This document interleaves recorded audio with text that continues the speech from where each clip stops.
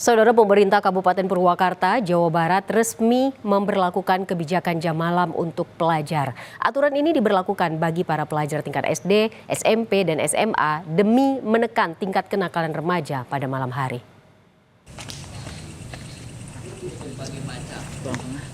Hari pertama pemberlakuan aturan jam malam bagi pelajar, tim gabungan yang terdiri dari Satpol PP, guru, TNI, dan Polri mendatangi sejumlah lokasi seperti lokasi kuliner yang kerap dijadikan tempat nongkrong. Bupati Purwakarta Saiful Bahri Binzin menghampiri satu persatu orang tua yang membawa anaknya.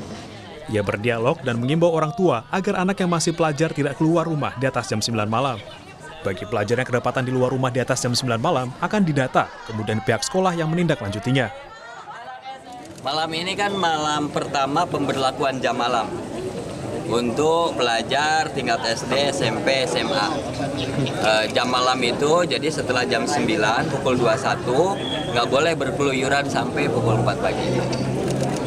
Ya. Kalau yang kedapatan masih ditemukan gimana? Nah, kita bina, ya tentunya kita kasih tahu orang tuanya, disuratin, karena ini kan semuanya kepala sekolah terlibat, Satpol PP, para kepala sekolah SMA, SMK yang ada di Kabupaten Purwakarta.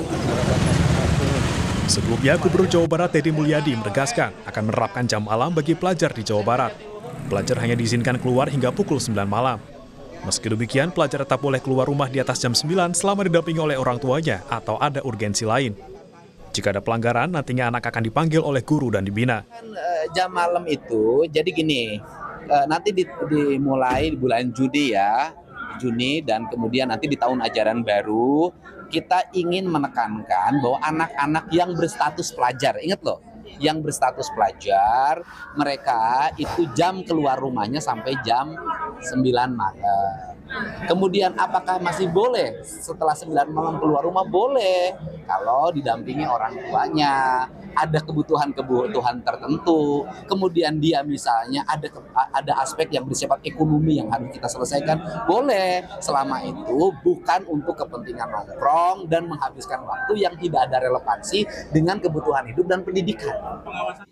Surat edaran gubernur mengatur jam malam untuk para pelajar demi menekan tingkat kenakalan remaja hingga tawuran pelajar saat keluar malam.